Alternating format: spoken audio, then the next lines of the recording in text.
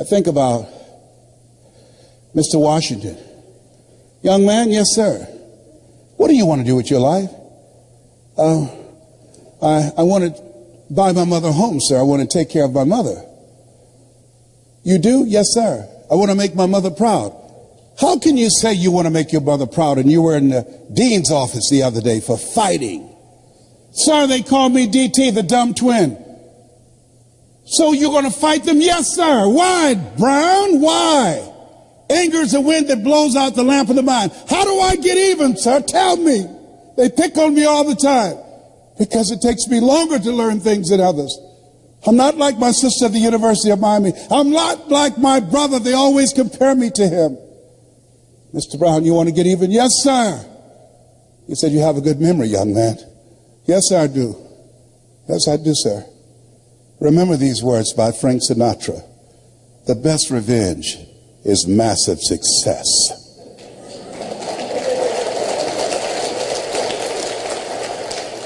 Become massively successful. That's how you become even. Thank you, sir. Mr. Brown? Yes, sir. Why did you sign those papers? What are you talking about? You're the first student in special education that was labeled educable mental retarded, put back from the 5th grade to the 4th grade. You failed in the 8th grade. I fought for you. I saw something in you. You've got greatness in you. I know you're not as fast as your brother. I know you're not like Margaret Ann, your sister. But there's a hunger in you, sir. And I fought for you to get that, and I saw your name. I couldn't believe it when you signed it to somebody else. Why did you do that? Several teachers met with me and said that you wouldn't be with me at Florida A&M University to help me. Mr. Washington, they said if I didn't make the honor roll at Booker T. Washington High School, I would not make it at Florida A&M. You've been like a father to me. I never would want to bring embarrassment to your name. Mr. Brown, I know it's harder for you. But once you learn something because of your hunger, you got it. You master it. He said, I don't care what they said. But did you believe that you could go there and graduate? To be honest with you, sir, no, sir. Not without you, sir. Mr. Brown? Yes, sir. Listen to me. Yes, sir. Sometimes you have to believe in somebody's belief in you until your belief kicks in. Sometimes you have to believe in somebody's belief in you until your belief kicks in. Whoever recruited you to become involved in their organization, they saw something in you. Whoever asked you to be a part of their team, they saw greatness in you. See, you need people in your life who can see things that you can't see. You want to find whoever got you in the business and say to them, thank you. I told Robert Boyd, who recruited me for Best Line Products, thank you, Bob. I don't know what you saw, but I'm not going to disappoint you. You find whoever recruited you, because you are looking for eagles in this business. You're not looking for people who need more. You're looking for people who want more.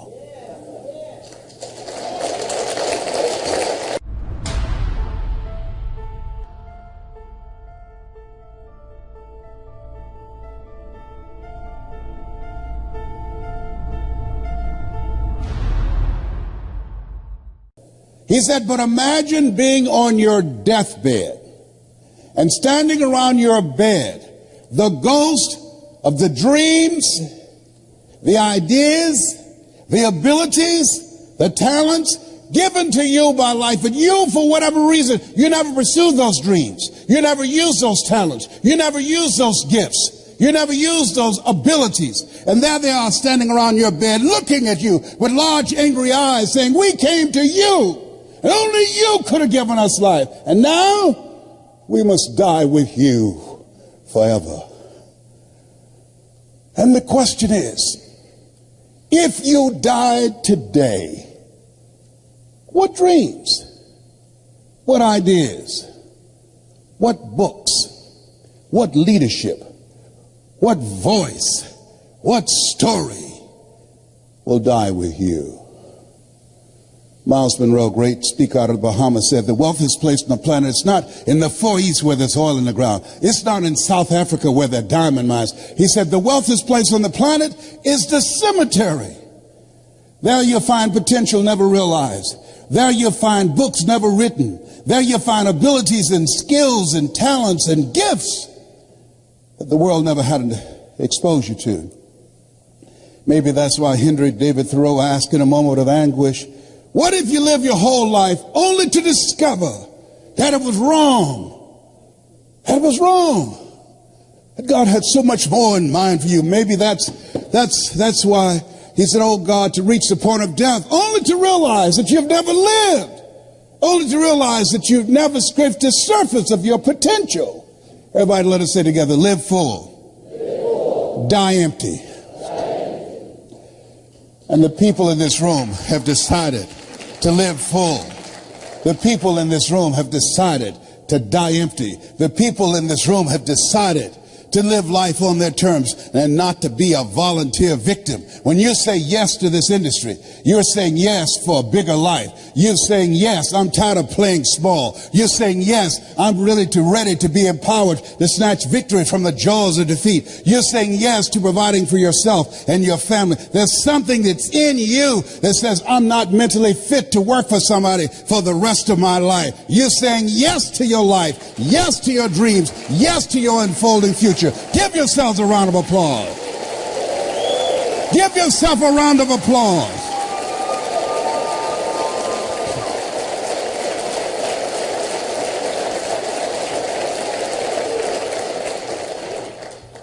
I didn't do this for years. I would go in the balcony of auditoriums and watch Jim Rohn and Dr. Dennis Waitley and Zig Ziglar. And my heart would beat so fast because I love helping people. How many of you love helping people? Raise your hands. I love helping people. And my heart said, I can do that. But then when I would leave there and as I was walking to the car, my mental conditioning began to speak. And it would say, Les Brown, you can't do that. You don't have a college education. Les Brown, you can't do that. What makes you think that you have something to say that somebody would listen to you? Les Brown, you can't do that. What makes you think that you can speak for AT&T, Procter & Gamble, McDonald's Corporation, IBM? You've never worked for a major corporation. Les Brown, you can't do that. You were adopted. You don't even know who your parents are. How many of you ever thought about something you wanted to do? You felt it in your heart, and then your mind talked you out of it. Raise your hands, please. I convinced myself that I couldn't do it. I learned something from that experience. Whenever there's an argument between your heart and your mind, follow your heart. There are things that the heart can understand and feel that the mind cannot relate to.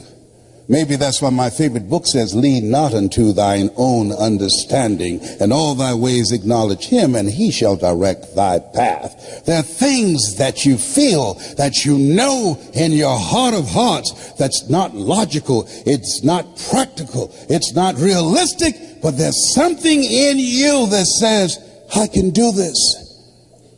I can do this.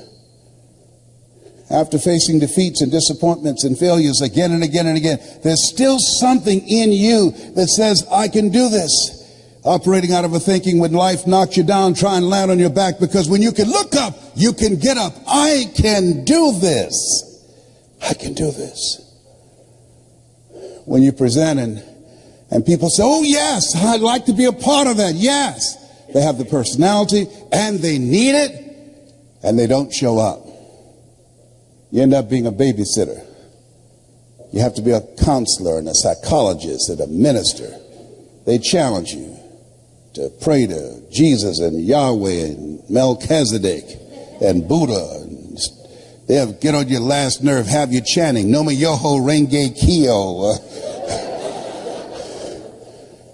It's interesting when you talk to people about securing their future, and you can't help them to become actively engaged in their own life.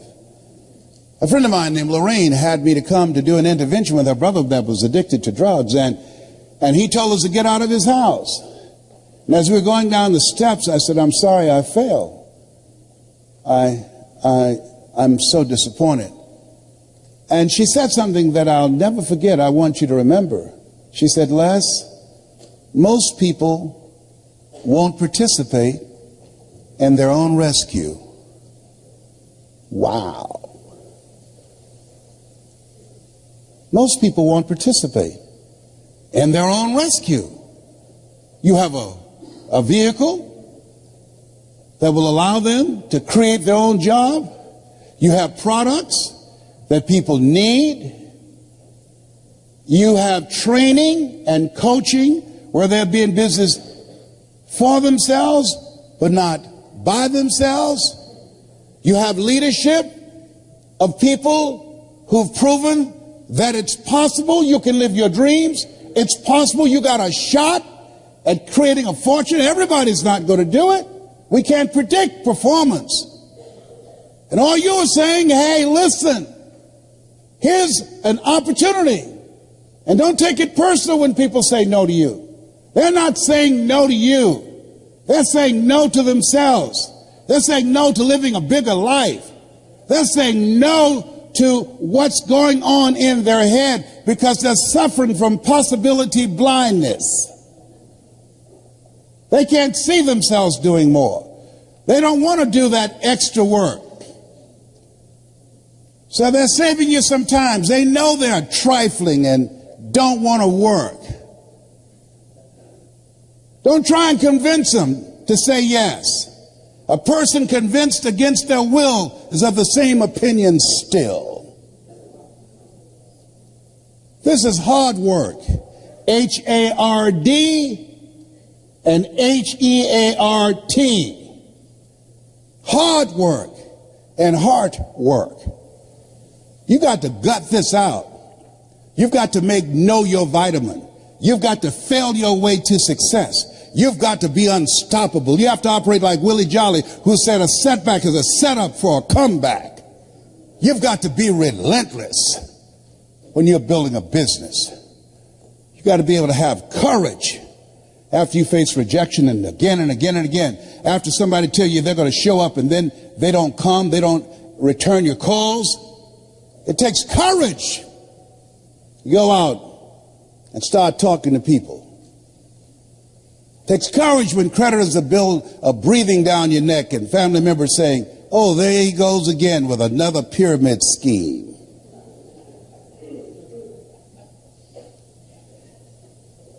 Am I making sense to you? What I'm doing. I didn't do this for 14 years because I didn't have the courage. I was afraid of being rejected because I don't have a college education. I had a tremendous inferiority complex. And something else. In order to make this business successful, to go from a 9 to 5 to 5 until you faint, it's a different mindset. It requires a radical change. How many of you know that it's hard building a thriving residual income on a monthly basis? Raise your hands, please. Yeah. That's why most people won't say yes. It's much easier to complain about the economy. It's much easier to complain about our elected officials. It's much easier to talk about the recession. That's much easier. To come up with excuses and why you can't do it. That's where I was. That's why I set up station for a long time. My mentor said something to me, Mike Williams. I want you to write this down. He said, anybody can complain. He said, if you do what is easy, that's complaining. If you do what is easy, your life will be hard. But if you do what is hard, your life will be easy. Come on now. That's strong medicine.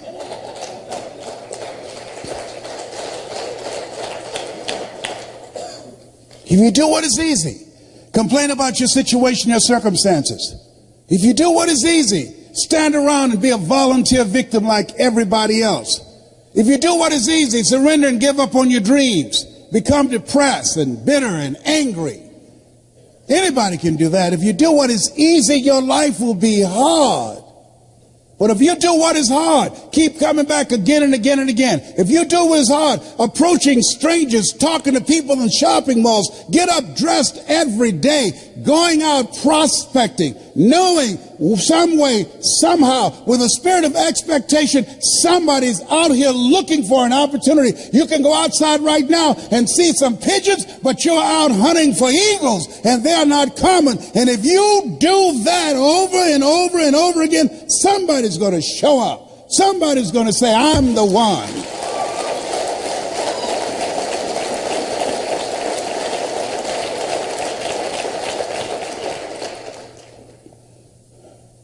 Dr. Thurman, I love him so much. What a great writer. He said, there's something in each and every one of you that waits and listens to the voice of the genuine in yourself. It will be perhaps the only guide you will ever have. And if you cannot hear it, all of your life, your days will be spent on the ends of strings that somebody else pulls. And I submit to you that you invested the time and money to go to the airport, to fly cross country. I suggest to you, some of you drove here. I suggest to you, you showed up because you said, I'm going to pull my own strings. I'm going to control my own life. Nobody will ever pull my strings again. Give yourselves a round of applause.